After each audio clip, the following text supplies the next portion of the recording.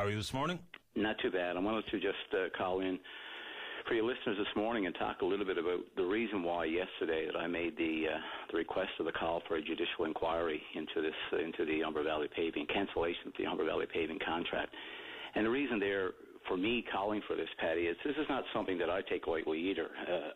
In many cases, when in the past when I've heard of judicial inquiries, I would frown and say, "Oh, here we go again." It's not something that I've done on a regular basis. As a matter of fact, I think around search and rescue we've called for an inquiry, and around, of course, the murders and loss of Aboriginal women, which was a national inquiry. Really, the only two instances that that I've called, where I've stood out and asked for inquiries. This of course is not it fails in comparison to those two cases. But really, when we see the AG gone through his review, and I believe at the time this was the appropriate measure to take back in May of 2014. But given the fact that when the report came out yesterday, it still left so many unanswered questions around the time frame and around why this contract had to be canceled in such a rush in 7.5 hours, as the AG pointed out yesterday. So with so many unanswered questions, whatever needs to occur next to make sure that those questions gets answered, that's what I'm looking for. I don't know if you heard my comments off the top of the show. I tend to agree with that sentiment. One of the statements made by Mr. Padden in his report is that there's nothing to suggest that the similar decision would not have been made. In your estimation, is there anything to suggest different? And what other options were available to government in your understanding? Well, and that's, you raised a good point, because what other options were available by cancelling the contract? You took the other options off the table. The AG clearly points out in his review and his analysis of this cancellation that there was no operational reason why there was a mutual termination of the contract on March the 13th. And what he said by cancelling the contract on March the 13th, what it did, in fact, was take away a number of options that could have been available to government. And so, therefore, put the taxpayers at risk. And indeed, we know, as a follow-up to this, the subsequent retendering of this has already cost the taxpayers of this province another 21%, $1.5 million on the outstanding amount of that contract. So this on budget, on time, is certainly not, it's not something that will be delivered. I understand the paving right now, there's about 30 kilometers of that road still not paved. And on an interview that I did this morning in Labrador, it was the previous Minister McGrath said that he is now having daily conversations and reports on that piece of road work. So it's ironic, and it's not lost on me, that at this particular point in time you want to have daily contact, but leading up to this there wasn't even any paper trail, no documents that were put in place to actually which led to the cancellation of this contract. So it's an interesting part of the conversation, though, when we come to the documented evidence and paper trail. When that is not present, where do we go and what do we achieve with a judicial inquiry? Because then we'll be asking hearts and minds. If people stick to their story as they've offered to Padden and in the media, then there's nowhere to go, right?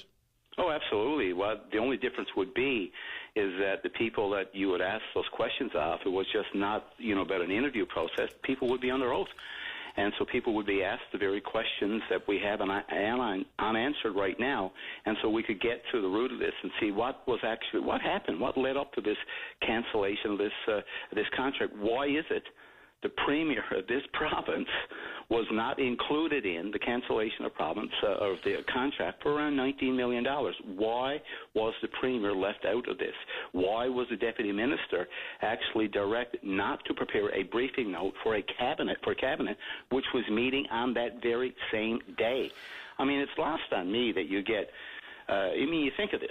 I mean, it's a small group of people, so you're having a cabinet meeting, and the people of this province are led to believe that there was no one tapping each other on the shoulder and saying, well, what's going on with Humber Valley Paving? And then, on top of that, what was happening on that very same week in the PC leadership was not a factor in this decision. I don't believe the people of the province will buy into that at all. Let's explore that a little further. So for folks just tuning in, we're speaking with the Leader of the Official Opposition, Liberal Dwight Ball. Mr. Ball, is this a protocol question, or is your number one concern the presence, undocumented as it is, the presence of undue political influence? Because for me, the protocol issue is clear. It wasn't followed. It's a real problem. Former Minister McGrath acknowledges it, resigned because of it. So is your concern the undue undue political influence. And if the Premier's not in the loop, where does that come from? Well, protocol and process is extremely important to me. The fact that a minister, then again, I guess when you think about this, when you reflect on this, McGrath has said on a number of occasions right now that there were other conversations that the AG did not report on, which goes back as early as November 2013, and then in February, I guess, was really when this round of conversations started. Well, the AG didn't speak much of that. Now, McGrath has spoken out on that and said there were other, and matter of fact, this morning he said that there were different people that had conversations. So there's a whole lot more to this, I think, that meets the eye right now. So the Premier left out is important to me. The deputy at the day they serve at the pleasure of the Premier. The clerk was not informed of this and deliberately left out of the conversation. So it's that, but it's also about process, where a minister can go in and has the authority to actually cancel a contract as significant as this.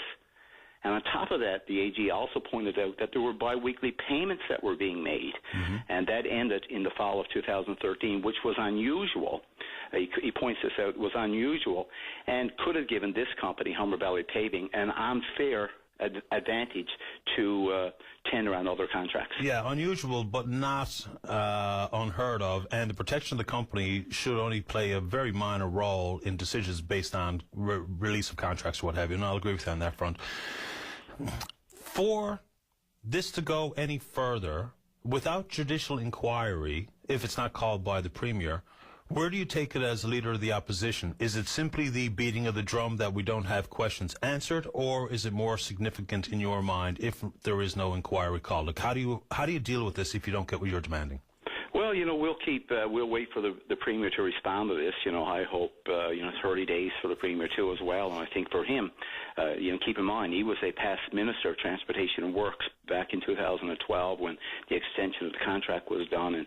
And so he's very familiar, I'm sure, with this contract because, he sat in that seat himself.